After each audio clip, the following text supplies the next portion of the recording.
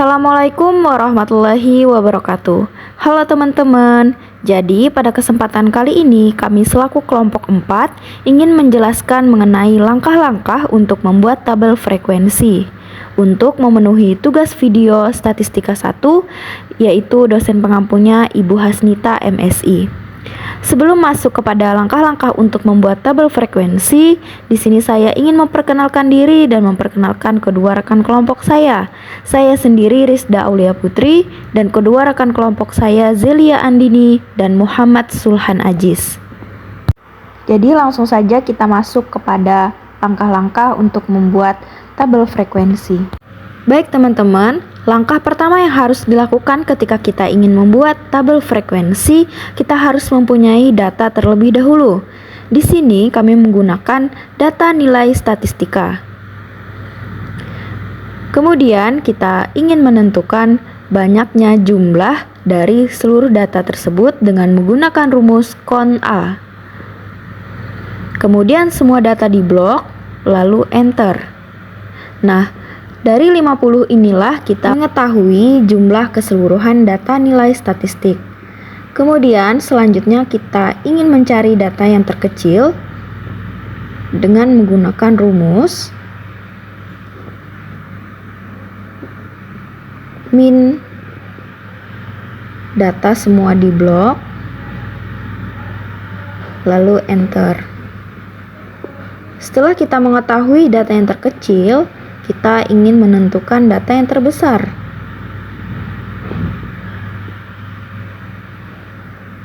Dengan menggunakan rumus max.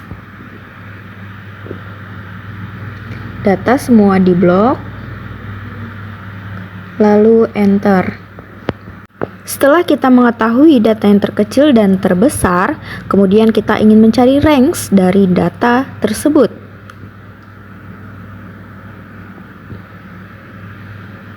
Dengan menggunakan rumus data yang terbesar dikurangi dengan data yang terkecil. Setelah kita mengetahui range, kemudian kita akan mencari jumlah kelasnya. Jumlah kelas bisa dicari dengan menggunakan rumus Stargess 1 ditambah 3,322 dikali dengan log n. N tersebut adalah dari jumlah data. Kemudian enter.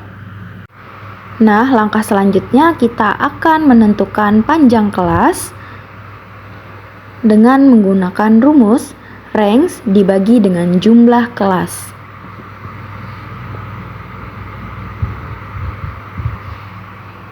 Jumlah kelas dan panjang kelas bisa kita bulatkan.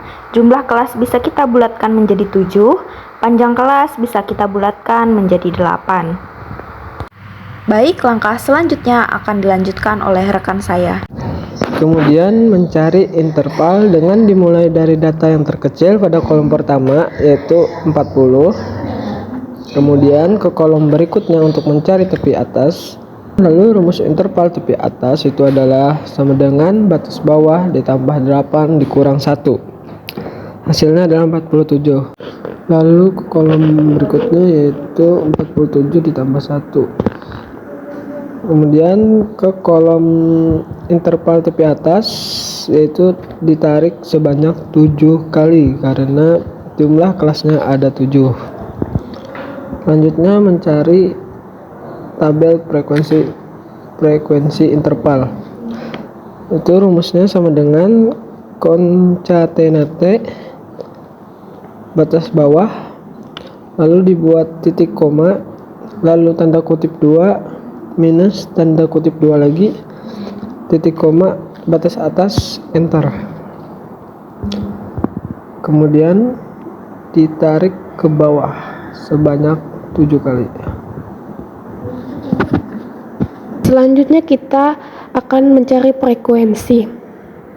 Pertama-tama kita blok 7 kolom, lalu kita ketikkan sama dengan frekuensi, itu adalah rumus dari mencari frekuensi, lalu kita blok semua jumlah data, lalu titik koma, lalu tepi atas, lalu Ctrl Shift dan enter. Untuk mencari jumlah sama dengan sum adalah rumus mencari jumlah, lalu kita blok semua data frekuensi, lalu enter. Selanjutnya adalah frekuensi relatif.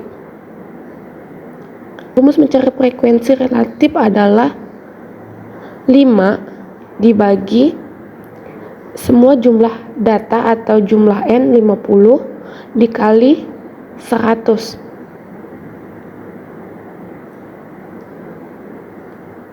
Lalu kita tarik ke bawah.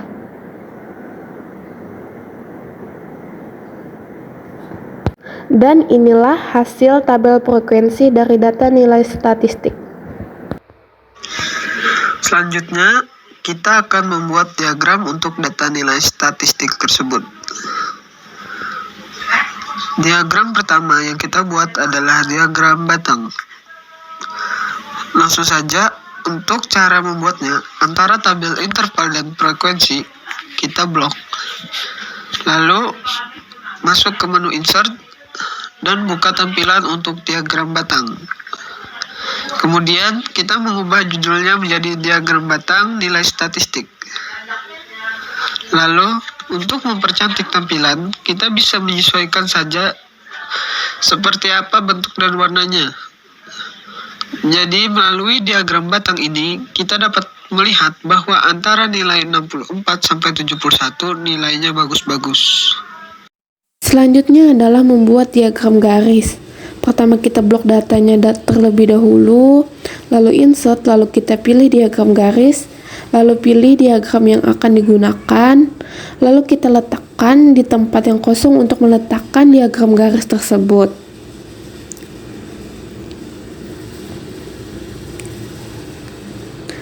Setelah diletakkan, maka kita akan mengubah keterangan di atasnya menjadi diagram garis nilai statistik.